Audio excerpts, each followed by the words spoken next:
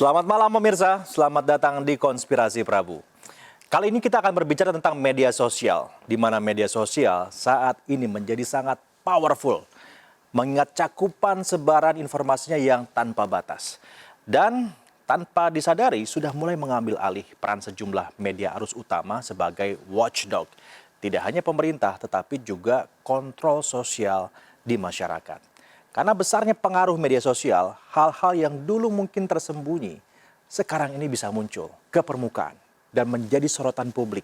Dan terkadang berujung perubahan tatanan yang signifikan. Kita akan lihat yang paling hangat ya tentang perbaikan jalan di Lampung. Lampung sana yang sudah rusak bertahun-tahun lamanya, namun tidak pernah mendapat perbaikan dari Pemda setempat. Tapi setelah kondisi infrastruktur yang rusak itu viral di media sosial lewat kritikan seorang tiktokers bernama Bima Yudo Saputro, barulah pemerintah turun tangan untuk menindaklanjuti perbaikan jalan ini. Adalah infrastruktur yang terbatas. Ini banyak banget di Lampung tuh proyek-proyek dari pemerintah yang mangkrak. Konten ini mendapatkan banyak sekali dukungan dari netizen. Sampai-sampai ada hashtag Bima Efek membanjiri media sosial. Bima pun dianggap sebagai pahlawan dan bahkan ada yang menyebutnya sebagai duta pembangunan Lampung karena dianggap mewakili teriakan masyarakat Lampung yang selama ini tidak digubris bertahun-tahun. Dan kemudian baru direspon para pejabat setelah viral tadi itu. Nah, tak ayal kita sama-sama bisa tahu bahwa protes Bima ini didukung ya oleh banyak warga Lampung yang akhirnya beramai-ramai secara kreatif memprotes lewat media sosial. Ya, seperti warga Lampung yang satu ini, Mira Desiana. Ya, melalui akun TikToknya, Mira dan teman-temannya memancing di Kubangan sebagai bentuk sindiran. Ini sebetulnya sindiran ya.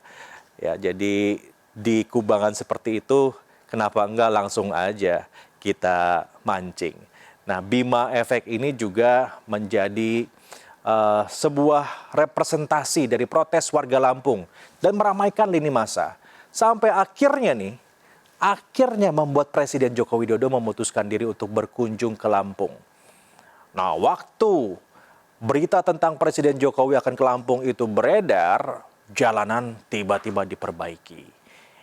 Ya, disulap sedemikian rupa sehingga jalanan itu menjadi mulus karena presiden akan lewat dan akan meninjau. Tapi ternyata kena prank. Ini kena prank nih pemirsa. Presiden tidak menggunakan jalur kunjungan yang sudah disiapkan oleh Pemprov Lampung. Malahan presiden ini memilih jalanan yang masih rusak dan juga yang masih dikeluhkan oleh warga Lampung. Anda bisa melihat bagaimana tayangannya ketika rombongan presiden dengan mobil kepresidenannya yaitu Mercy S-Class ini langsung menjelajahi jalanan yang rusak di Provinsi Lampung. Lihat tuh ya di video yang Anda saksikan seperti apa susah payahnya mobil presiden mencoba untuk berjalan di jalanan yang ada di Lampung tersebut. Dan tayangan itu pun menggemparkan ya media sosial. Kita bisa melihatlah bagaimana perjalanannya terganggu karena kondisi jalanan Lampung yang rusak parah. Dari situ kita juga sama-sama lihat ya banyak yang akhirnya memaksa Pemprov untuk segera memperbaiki jalanan di Lampung karena untuk ya berbagai tujuan, keperluan logistik, keperluan ekonomi dan lain-lain sebagainya. Tentu kita merasa beruntung akibat viral ini akhirnya akan ada perbaikan jalan dan infrastruktur lainnya. Walaupun semestinya tidak perlu nunggu viral dulu. Nah, kita akan masuk ke peristiwa yang kedua. Kalau tadi viralnya berujung perbaikan, yang satu ini viralnya berujung pidana. Ada dua kasus ya yang akhirnya terbongkar karena viral. Pertama, tawaran staycation bareng atasan. Aduh, ini apa lagi ya, staycation bareng atasan. Supaya kontrak kerja seorang karyawati diperpanjang di Bekasi.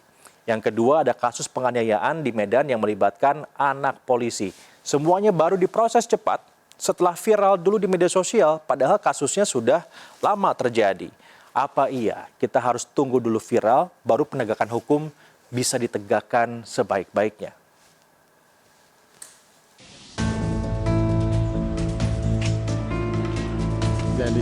Polres Metro Bekasi mulai menindaklanjuti laporan AD karyawati sebuah perusahaan yang ada di kawasan industri di Cikarang, Kabupaten Bekasi, Jawa Barat.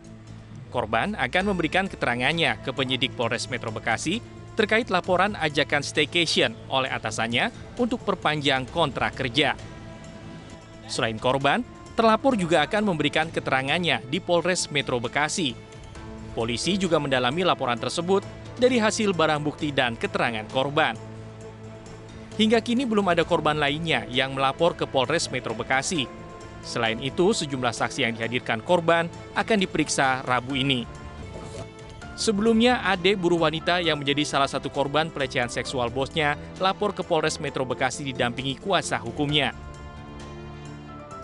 Lantaran jagadmaya dihebohkan dengan unggahan salah satu akun di media sosial yang menyebutkan adanya persyaratan staycation yang diterapkan atasan kepada karyawatinya untuk memperpanjang kontrak kerja.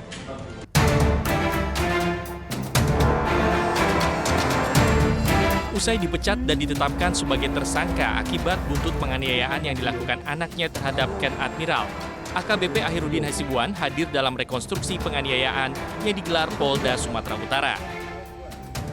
Di hadapan awak media, Akhirudin sempat terlihat tegar dan menjawab sejumlah pertanyaan terkait reka ulang yang dijalani oleh anaknya. Akhirudin mengaku telah meminta maaf kepada keluarga korban serta mengungkap latar belakang keluarga korban dan saksi yang juga berasal dari keluarga perwira Polri. Kasus penganiayaan terhadap pemuda bernama Ken Admiral oleh Aditya Hasibuan, anak dari perwira polisi, terjadi pada 22 Desember 2022, namun baru viral pada April 2023. Setelah viral, Polda Sumatera Utara langsung bergerak dan telah menetapkan Aditya Hasibuan sebagai tersangka penganiayaan. Belakangan, ayahnya, Akhirudin Hasibuan, juga menjadi tersangka dan juga dipecat dari kepolisian karena dianggap membiarkan dan melanggar kode etik.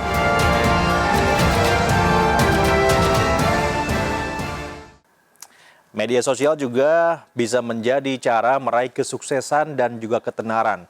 Salah satu yang cukup fenomenal adalah kalau Anda ingat tahun lalu ya, tentang Farel Prayoga, seorang penyanyi cilik asal Banyuwangi, Jawa Timur. Dari panggung desa, Farel pun menembus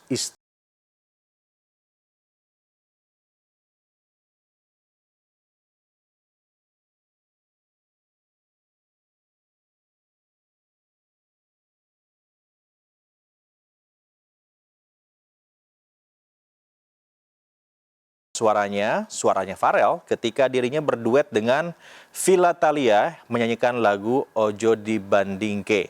Lagu ini pun meledak di media sosial. Bahkan hingga hari ini yang menonton sudah lebih dari 58 juta views di YouTube. Wow, fenomenal ya. Nah, suara merdu Farel yang mencuri perhatian di media sosial sampai juga akhirnya ke Istana Presiden. Tidak tanggung-tanggung. Bahkan Farel yang biasa bernyanyi di panggung keliling akhirnya diundang untuk tampil pada upacara kemerdekaan Indonesia pada 17 Agustus 2022 dan sukses membuat para pejabat bergoyang. Setelah Farel, sekarang ada lagi nih materi tentang fenomena medsos yang heboh di TikTok hingga dapat silver button dalam 3 bulan di YouTube. Musisi muda perempuan yang mengkreasikan penggunaan panci sebagai drum. Coba kita lihat sama-sama.